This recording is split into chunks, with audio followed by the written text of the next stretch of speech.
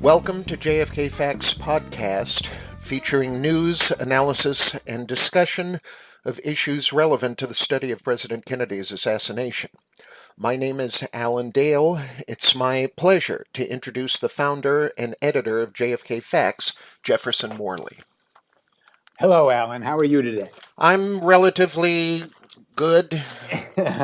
Difficult time we live in, yes, to be sure. Challenging days and weeks and months and years, but we're still here fighting the proverbial good fight, so God bless us, everyone. Yes. So on the JFK agenda this week, we talked last week about what have we learned, and I talked about this in my presentation to the Future of Freedom Foundation, and now I'm looking ahead to what's going to happen this year with the remaining JFK documents that are still secret, that will have to be decided on by President Biden later this year. We've talked a little bit about that, about what's going to happen. Maybe we can drill down a little bit on what might be in those records. What are we going to learn about the story? Mm-hmm. That's what I'm thinking about. What are you thinking about these days? Yeah, I mean, this is a continuing work in progress just with regard to the topic to which you refer. What have we learned? What else is there for us to learn within the confines of the proverbial documentary record that is the subject of such contention and controversy? Our dear brother, the great Rex Bradford of the Mary Farrell Foundation, has done more on that to help us come to a clearer and better informed understanding of the nature of the beast and enumerating some of the problems which confront us. We did not really go into we didn't expand. At some point we might expand upon the things that were released, things pertaining to Mayor Earl Cabell of Dallas, brother of... You're talking about the JFK material released in 2017. Exactly. And also the I.J. Decanter stuff, which is high on my list of things of consequence because it gives us, I think, an accurate picture of the attitudes, the positions, the professional position of the intelligence officers in Minsk KGB in relation to Marina and Lee Oswald. But we will have opportunities to expand upon all of these things. Your Future of Freedom Foundation presentations. Yes. And this is presentations, plural. There are two. As we record this today, you're about to do the second one this evening, but I watched with interest your first one. And a couple of the bulleted things to which you referred, you did a really lovely job of summarizing a number of the issues that are relevant to our current status. Well, I wanted to step back and just identify for people, what have we really learned? What have we learned? What do we know now that we didn't know then? And especially in the last 20 years, because a lot of times people get stuck in the JFK debate of the past. And we've actually learned a lot in the last 20 years about CIA knowledge, monitoring of Lee Harvey Oswald. Yeah. Pentagon plans for invading Cuba, that sort of thing. So I was trying to put those things in context. What jumped out at you? A couple of things. I love that you entered into this with an artistic kind of sensitivity, because you point out that culturally, as Americans, it should not be irrelevant to us that a figure of the stature of the influence of Bob Dylan decided that the thing to do at this point in his life was to release something that he started working on some number of years ago, your summary of which, this is Murder Most Foul, his 17-minute-long tone poem about JFK, and your simple recommendation that we pay attention to him telling us to pay attention is not irrelevant. No, not at all. When, an artist like that with his longevity and his audience and his reach and his ambition, I mean, he might not be your cup of tea, but he's a significant figure. And to really put the JFK story as almost a capstone on a 50-year, recording career, every conceivable honor, to Yeah. put the JFK as the capstone of that. I emphasize that in my talk, especially for the young people, who, it's not, this is something that happened in my living memory, but for young people, it may feel incredibly far away, like the Civil War did to me, and Yeah. when Bob Dylan talks about it, I think you realize, that's a reason to pay attention today. It's relevant Agreed. today. I mean, Yeah. in the absence of John Lennon being around to talk to us today, you think about what you refer to as his longevity. His lifespan is the story that we focus upon. His Right. lifespan are the number of years prior to JFK. His period of relevance as an artist being introduced into the scene is prior to Dallas, and he's still here this many years, and it shows that this subject, this topic, has haunted him at least during some part of these many, many decades.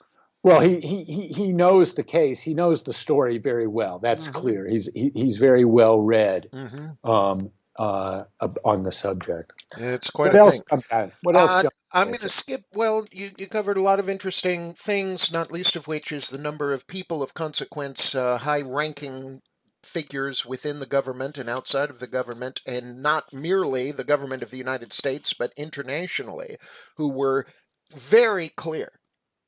Uh, whether we're talking about Charles de Gaulle of France or innumerable other people whose historical perspective should be taken very seriously, who did not accept the pronouncement of the Warren Commission that a lone gunman Yeah. acted without reason, and then we'll never know more about it because some other lone gunman knocked him out of the picture.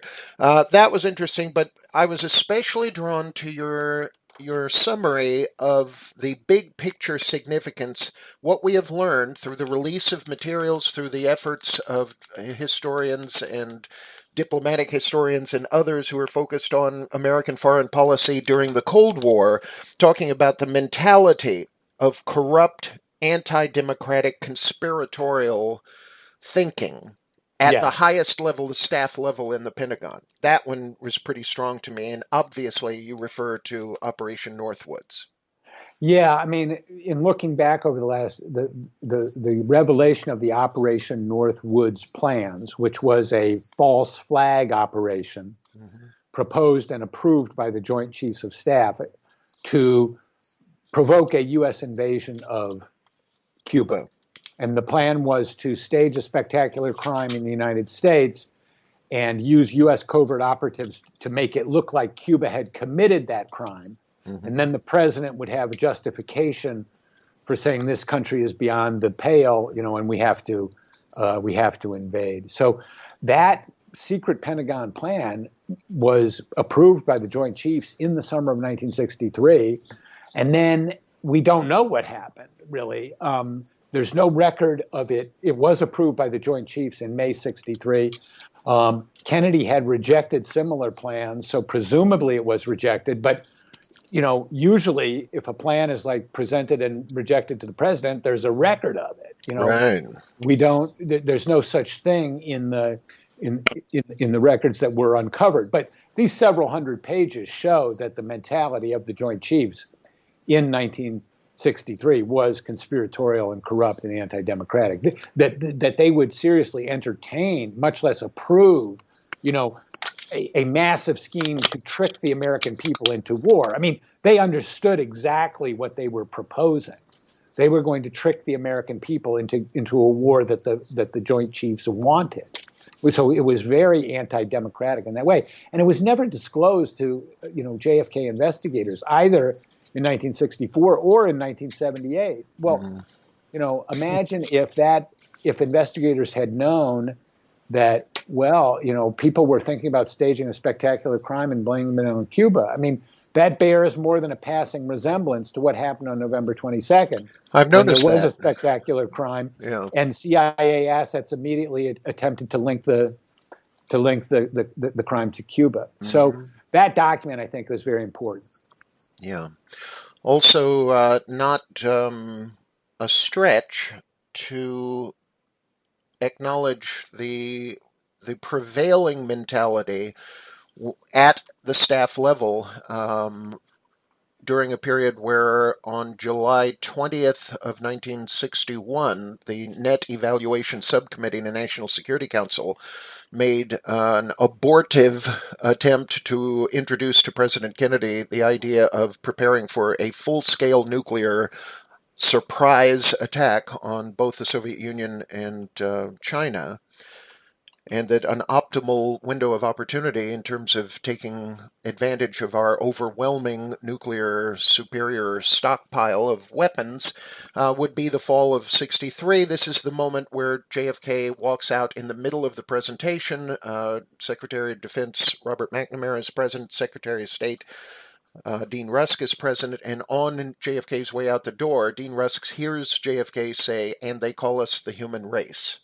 That was in Yeah. 61. So, yeah, I mean, this is all 7 Day in May, 7 days in May kind of stuff. And it's Right. it's staggering. I want to share with you very briefly, if I may, the first line of a book that was only recently introduced to me, published in 1971, but better late than never, revised at some point thereafter with a new introduction by Howard Zinn, who's a familiar figure to us.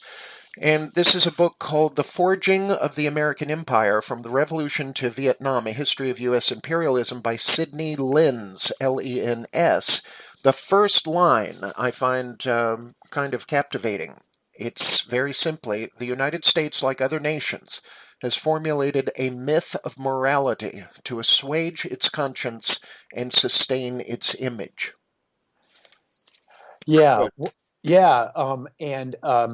The story that is drawn up by the government to protect itself in the wake of President Kennedy's assassination, and it was ordered up by LBJ and J. Edgar Hoover 2 days after the assassination, which was that there would be one man alone would be charged with this crime, and there would be no investigation of the possibility of accomplices. That was laid down on Sunday, November 24th, and that's well documented. And so, that story is what the government has stuck with.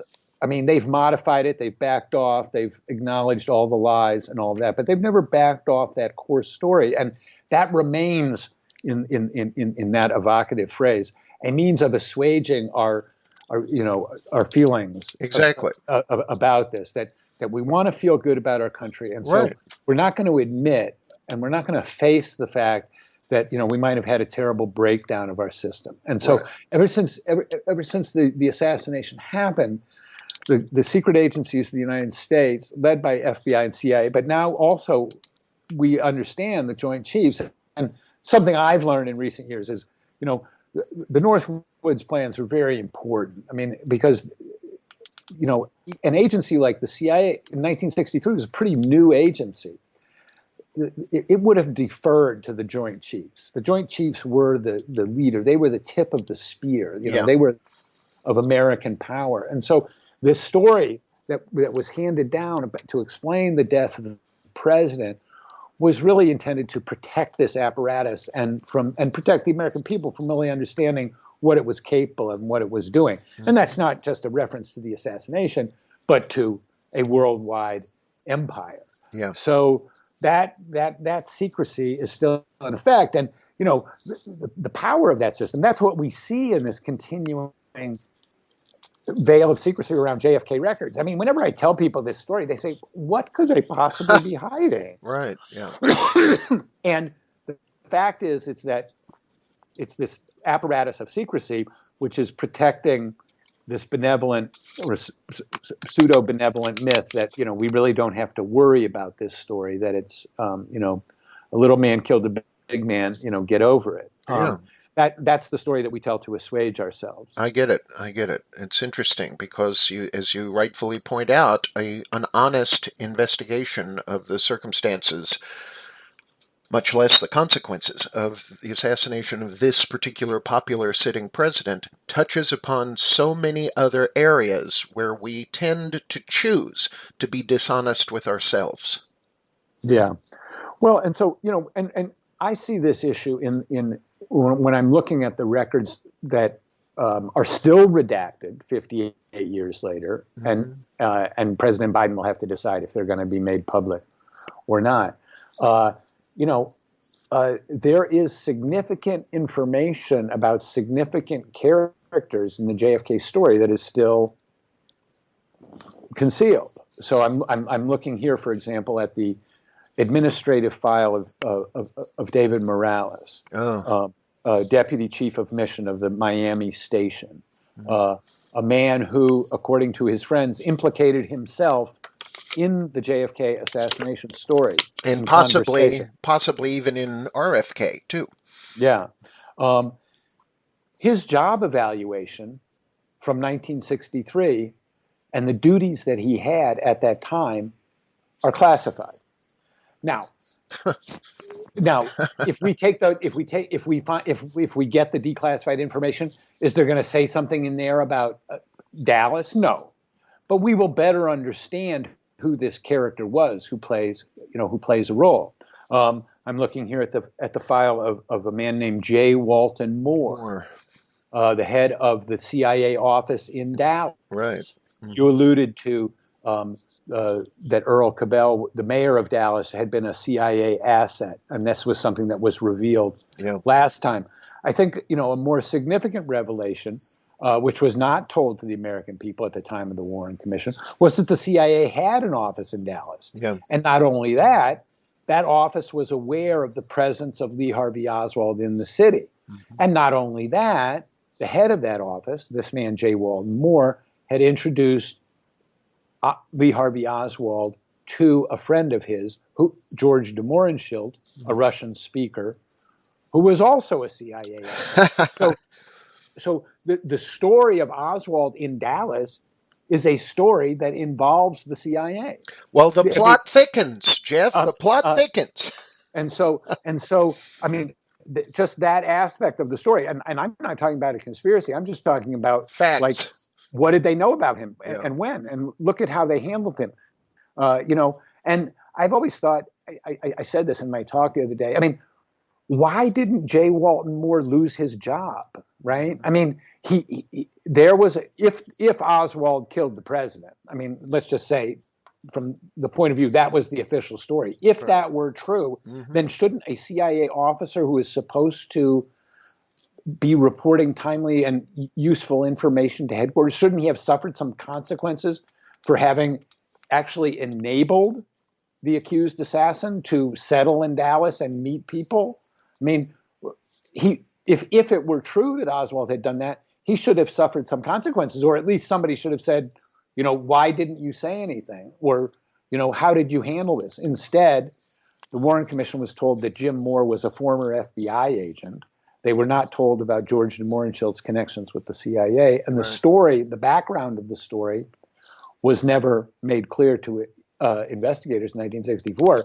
My point being, there's still deleted material in the public file of J. Walton Moore today. So his story is still very sensitive to the CIA today. Well, we have so many variations on the theme that is maybe most closely associated with you because of the experience of your discovery relevant to the backstory of a man named George Joannides. That's a thing that ultimately you and I should spend some time addressing. Yeah. Yes. Let's talk about that. George Joannides, case officer, chief of covert action at the JM Wave station in the summer and fall of 1963. I pursued his records. I have hopes, in keeping the focus on the coming releases, I have hopes, I'm not sure it's going to happen, but I have hopes that we will learn more about Joannides come this year, if we can get full disclosure. So that's another piece of the puzzle about the CIA's pre-assassination knowledge of Oswald, and Joannides is an important figure in that story. Yeah. We really only have a few minutes left for this program. Would we want to make reference to some of the books that are either have recently been published or are about to be published, something like that? Yeah, let's do a rapid fire. You give me the title. I'll give you like any relevant background data for, should people buy this book or what should they make of it? Okay. So like you give me one sentence, you give me one title, I'll give you one sentence. We'll do the uh, rapid fire section of okay, I appreciate your optimism about me being able to do anything rapidly, but I would say that some of these would be more rapidly addressed than others. If there's a big news release that's relevant to our place here in 2021, it is that after 54 years, Dr. Josiah Thompson has published his final word on the assassination, following up on 1967's important book, Yes. 6 Seconds in Dallas. So this one is called Last Second in Dallas by Josiah Thompson. Yeah. I have read an earlier version of this book when Tink Thompson, a retired professional investigator, was working on this, and I look forward to reading it again. Tink Thompson, just by way of background, was the first person outside of the CIA to do a real forensic analysis of the Zapruder film and used it to look for clues, and really was instrumental in helping us understand, what does that film mean as evidence? What does it tell us? And his very careful dissection of it was instrumental in 6 Seconds in Dallas. And now he's come back and he's revisited, and he's actually, to his credit, he says he's wrong about some things. That's correct. And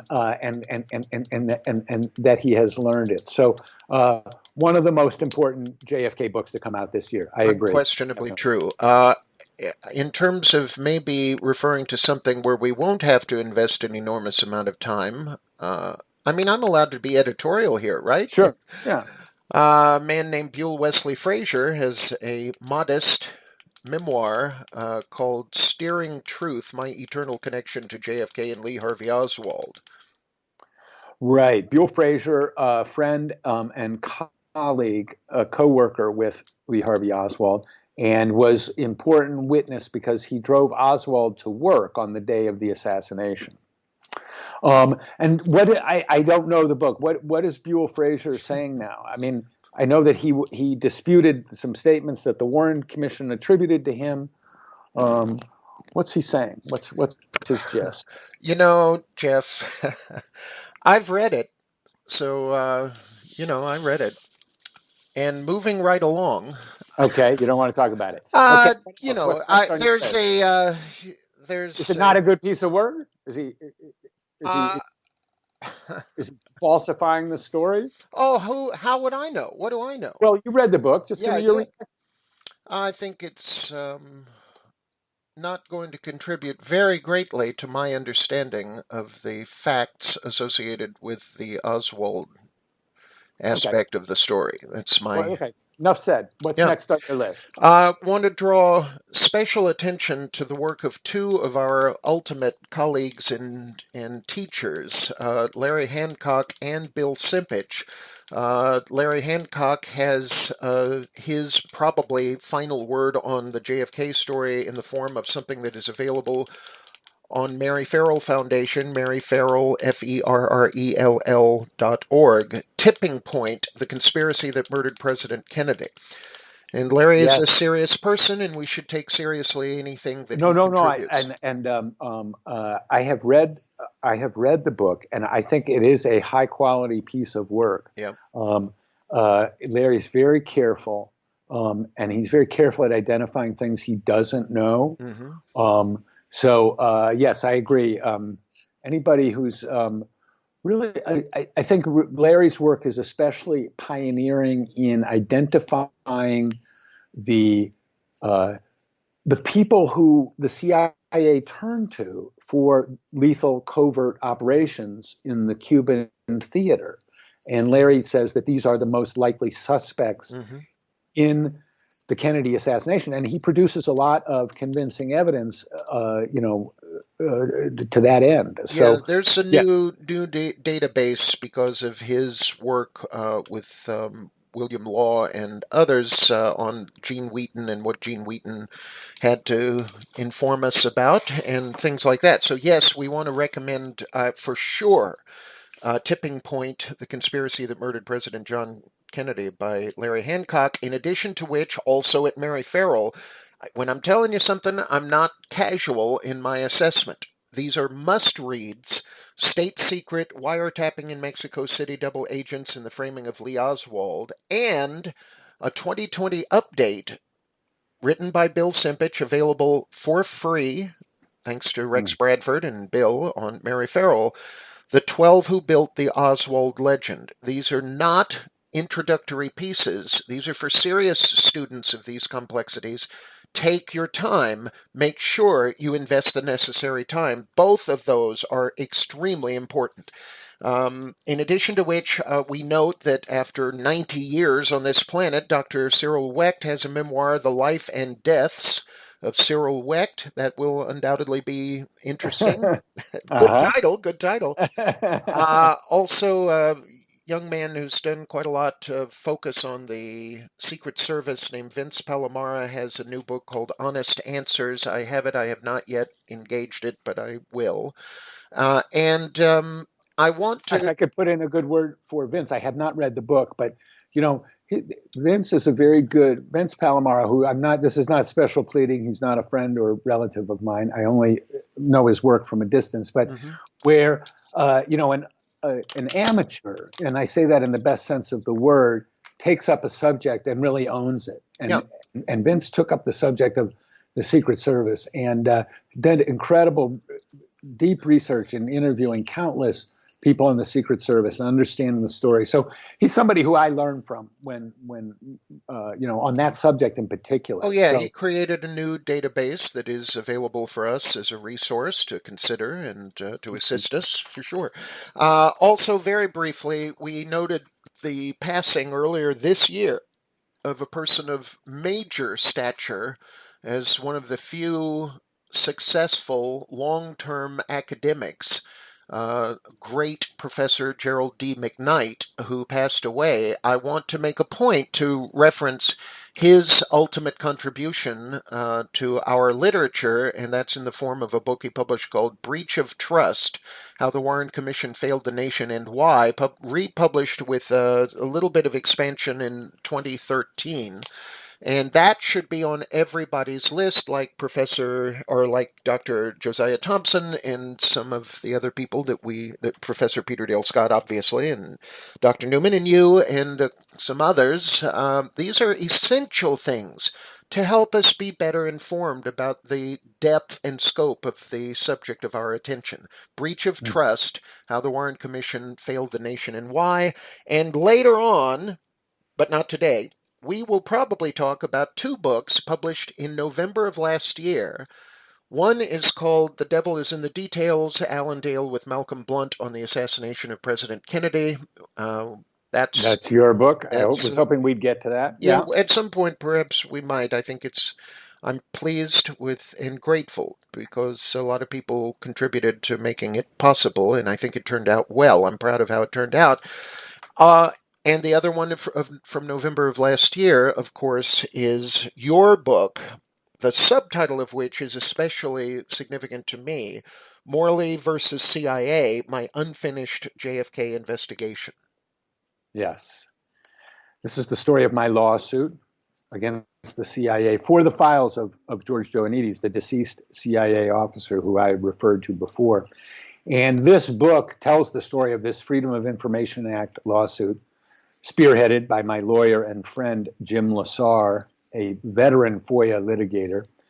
And it's really about how the national security state, the secret agencies,